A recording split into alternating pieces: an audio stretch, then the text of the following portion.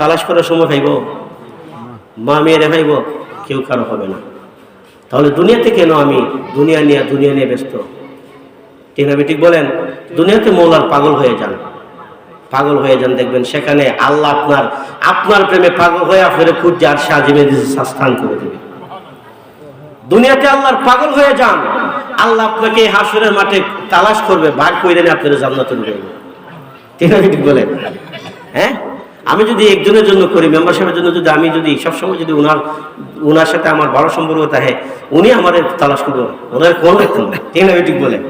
এই জন্য আমরা আল্লাহর সাথে সম্পর্ক ঠিক রাখতে চাই কি চাই না? তাহলে আসুন বাবা, আমরা সবাই মহব্বতের আওয়াজ দিয়ে একটু ইসমে জাতের কালবের জিকির করে সবচেয়ে পরিষ্কার করে দেন, যেন পবিত্র হয়ে যেন রমজান শরীফে ঢুকে যেন রোজা রাখতে পারে। আর ওই রোজার সপ্তাহ যেন তার ফুজি হিসাবে তাকে আমল নামে। আমরা বাবা গুনাহ করি বেশি আর সব করি কম। ঠিক না বেটি?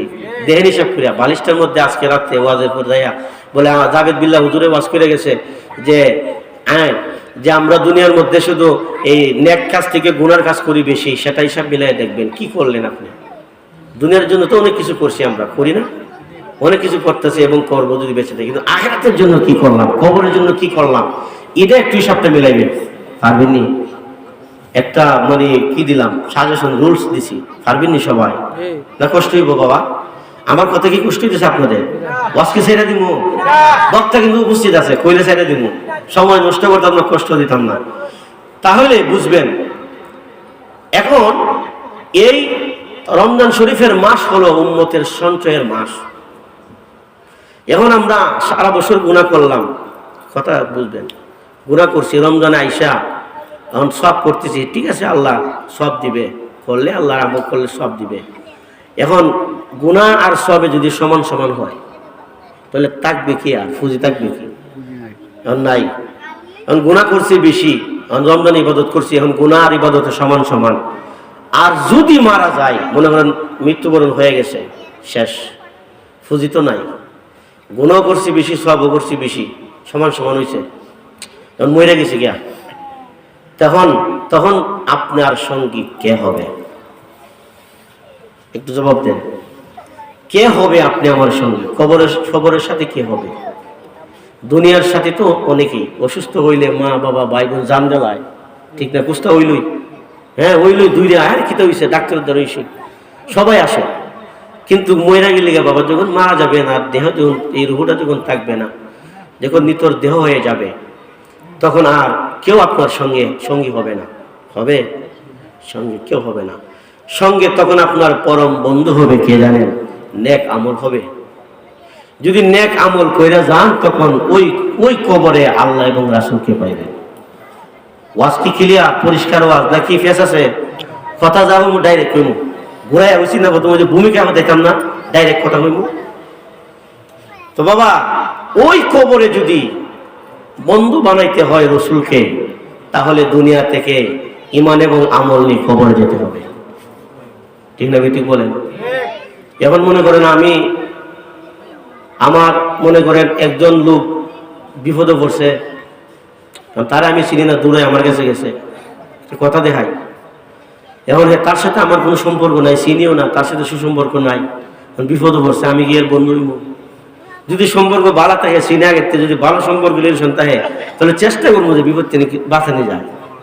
ঠিক না বেটি? ওয়াজ কি বুঝতেছেন আমার? তবে হ্যাঁ, এখন তাহলে কবরের মধ্যে তখনই নবী আপন হবে, যখন আমি দুনিয়াতে নবীর আদর্শে, নবীজির সুন্নাহ উপরে আমরা যখন আমল করে যাব। গুনাহ তো থাকবেই, আমল নামায় থাকবেই গুনাহ। এরপর কিছুর তো খুঁজি নিতাম, যখন কিছু কইরা যাইব, তখন ওই কিছুর সাথী হইয়া, সঙ্গী হইয়া, কিছু তো হয়ে যাইছে, দুনিয়াদারির জন্য করতে পারছে না, গরিব আছি, হ্যাঁ, সংসারের জন্য বেশি ইবাদত বন্দি করতে পারছে না, এরপরও করছে, আর একবারে যদি না করি, তাহলে কি হবে উপায়? ঠিক না বেঠিক বলেন? যদি আমরা কিছু কইরা যাই, করবো কি আমরা? খোদার বেহেশত কি এতই সস্তা? বেহেশত কি নানার বাড়ি, মামুর বাড়ি?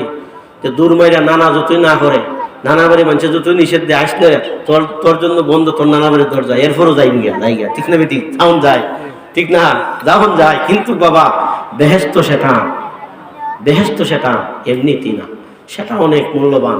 যারা নেক কাজ যারা করবে, আল্লাহ পাক ওয়াদা দিছেন, আল্লাহ পাক কি দিছেন? ওয়াদা দিছেন ঈমান এবং আমলের বিনিময়ে। আল্লাহর রাসূল মেরাজ শরীফে গিয়ে আল্লাহর সাথে চুক্তি হিসেবে কথা হইছে। সুবহানাল্লাহ। আল্লাহ রাসূল মেরাজ শরীফে গত মাস গেছে, মেরাজ শরীফে গেছেন, বেহেশত দেখছেন কিনা? জাহান্নামও দেখছেন। জাহান্নাম দিকে রাসূল কাঁদছেন, বেহেশত দিকে রাসূল আনন্দ পাইছেন। তখন বেহেশত দিকে এই বেহেশত কাদের জন্য?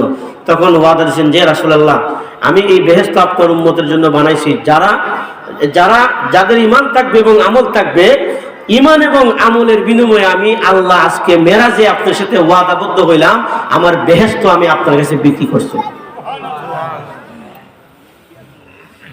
তাহলে ঈমানদারের কিসের জন্য? ঈমানদারের ঈমান এবং আমলের বিনিময়ে বেহেশত আল্লাহ রাসূল কিনছেন। তাহলে আমরা ওই বেহেশতে যেতে গেলে বেহেশতের ফুজি লাগবো কি লাগবে না? আসুন আমরা একটু সামনে আলোচনা করি। সবাই একটু দরুদ শরীফ পড়েন। সালাতুন ইয়া রাসূলুল্লাহ আলাইকুম, সালামুন ইয়া হাবিবাল্লাহ। বন্ধুরা রে আমার, এই আমার মুরব্বী বাবাজিরা বলছিলাম কেন আমরা দুনিয়ার জমিনে এসেছি, কেন এসেছি? পয়েন্ট ঠিক আছে নি? সরল আছে নি? কেন এসেছি? এই জন্য এসেছি, আল্লাহ রাব্বুল আলামিন ডাক দিয়ে বলেন, এ দুনিয়ার ঈমানদার মুসলমানেরা, আমি আল্লাহ তোমাদেরকে দুনিয়ার জমিনে পাঠাইছি ইল্লাল্লাযীনা আমানু ওয়া আমিলুস সালিহাত ওয়া তাওয়াসাউ বিল হাক্কি ওয়া তাওয়াসাউ বিস সাবর। জোরে বলেন সুবহানাল্লাহ।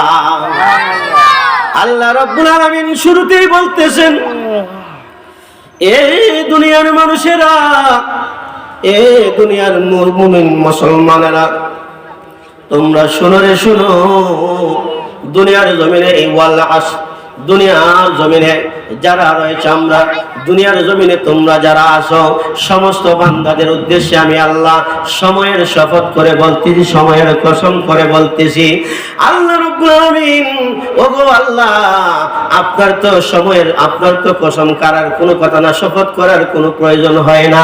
আল্লাহ কেন আপনি কসম করে বললেন, শপথ করে বললেন? আল্লাহ বলেন, আমি আমার দুনিয়ার বান্দাদেরকে, আমি দুনিয়ায় তাদেরকে রেড সিগন্যাল দিলাম। রেড সিগন্যাল দেওয়ার জন্য, সতর্কতা করার জন্য আমি আল্লাহ নিজেই স্বয়ং সত্য, আমি আল্লাহ শপথ করলাম। এ দুনিয়ার মানুষেরা, এ ওয়াল আসরিনাল ইনসানা লাফি খুস, দুনিয়ার জমিনে মানুষেরা ক্ষতিগ্রস্তের মধ্যে রয়েছে। ওই জায়গার মধ্যে আল্লাহ রাব্বুল আলামিন, নারায়ে তাকবীর, সবাই একটু স্লোগান দেন, নারায়ে তাকবীর, নারায়ে রিসালাত, বিশেষ অতিথির আগমন, মুহাম্মদ শেখ সিরাজুল ইসলাম আল কাদরি হুজুরের আগমন, প্রধান অতিথির আগমন, গোলাম মুস্তাফা নবীন নগরী সাহেবের আগমন, নারায়ে তাকবীর, মারহাবা। হুজুর এসে উপস্থিত হয়েছেন, সকলে বলি আলহামদুলিল্লাহ।